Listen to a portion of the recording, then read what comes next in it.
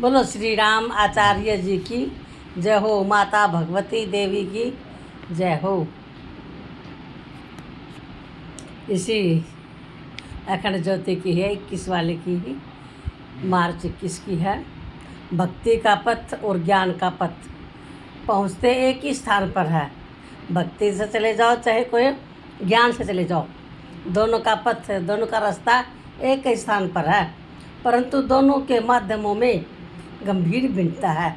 मतलब दोनों के बीच में बहुत भिन्नता, बहुत फर्क है। ज्ञानी जो कदम अपनी यात्रा के अंतिम चरण पर उठाता है, जो ज्ञानी होगा ना उसका तो अंतिम चरण पाओगा वो, और जो भक्ति होगा ना, भक्त होगा ना, उसका प्रथम चरण। भक्ति का अर्थ समर्पण से है, मुक्ति का अर्थ स्वयं परमात्मा के हाथों में बेशर्त सौंप देने से है। ज्ञानी भी अंत में इसी निष्कर्ष को उपलब्ध होता है, कितना भी आगे बढ़ जाऊं, पर तब भी मेरे आगे अनेकों पायदान पहले से खड़े हैं। तब उसे भी नेति नेति करके ज्ञान की उस अस्मिता को त्याग कर अपने ज्ञान को स्वीकारना पड़ता है। कथा है, एक ज्ञानी व्यक्ति एक भगत से मिलने गया। ठीक है, एक इसमें ज्ञान भगत के रास्ता था ना, अलग अलग रास्ता तो एक ही था, मतलब भिन्नता था पहुंचने में। तो इसमें ज्ञान और भक्ति के सिखाऊंगे। एक कथा बहुत छोटी सी एक कथा है। एक ज्ञानी व्यक्ति एक भगत से मिलने गया और वो उससे बोला, मैंने सारे ग्रंथ पढ़ लिए, सारे शास्त्र मुझे कंठस्थ हैं, मुझ पर नहीं याद हो गए, फिर परमात्मा का अनुभव अब तक क्यों नहीं कर पाया हूँ। भगत ने ज्ञानी व्यक्ति एक भगत से मिलने गया। कौन गया? ज्ञानी। और भगत से उसने क्या कहा? मैंने सारे ग्रंथ पढ़ लिए, सारे ग्रंथ मुझे कंठस्थ याद है, मुझ पर नहीं, फिर भी मुझे भगवान क्यों नहीं मिले।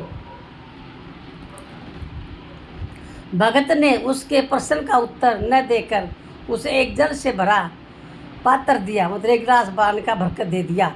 आप जल ग्रहण करें, फिर मैं आपके जिज्ञासा का समाधान करता हूँ।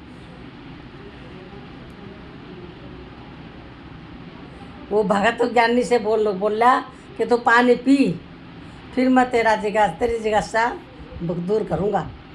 ऐसा कहते हुए उसने उसके जल से भरे पात्र में और जल डाल दिया। जल डालना शुरू कर दिया, डालता गया, जल डालता गया पानी। ज्ञानी ये देखकर चिल्लाते हुए बोला, अरे भरे पत्थर में जल डालने से सारा जल तो बाहर गिर जाएगा, सारा जल तो बाहर गिर जाएगा, पत्थर में क्या जाएगा। ज्ञानी ने कहा भगत से कि भाई सारा पानी तो बाहर चला जाएगा, इसमें क्या जाएगा।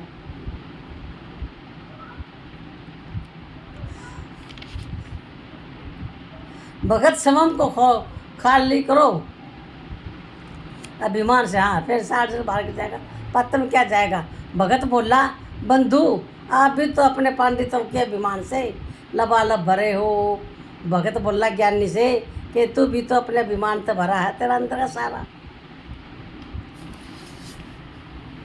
स्वयं को खाली करो और अंदर परमात्मा के लिए स्थान बनाओ, तभी तो परमात्मा का अनुभव मिल सकेगा।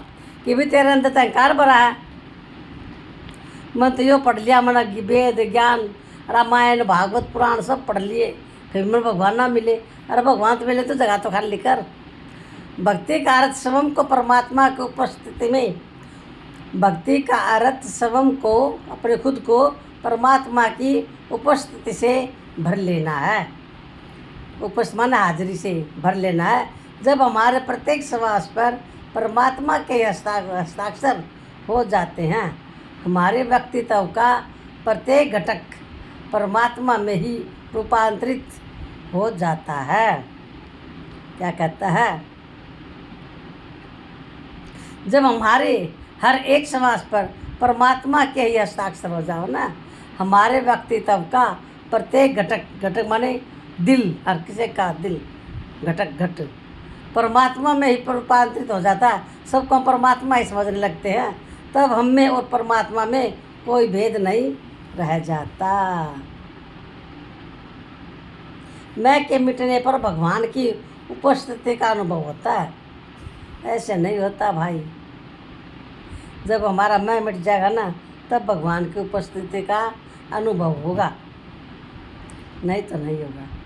चाहे कितना भी कर लो, और अगर छोटा सा उपाय कर लो तो हो जाएगा, और ना कितने बड़े बड़े करते रहो, उसको नहीं उनका उसका।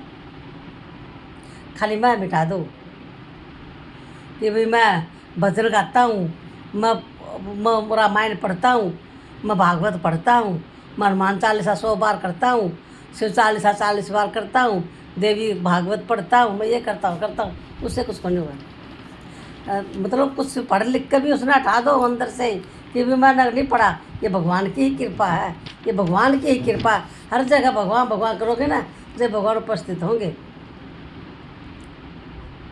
ज्ञानी अच्छा भगत इस कदम को पहले चरण पर ही लेता है, और ज्ञानी सब किताबों में भटकने के बाद, ज्ञानी जो है ना वो सब किताब पढ़ के फिर ज्ञान मिला।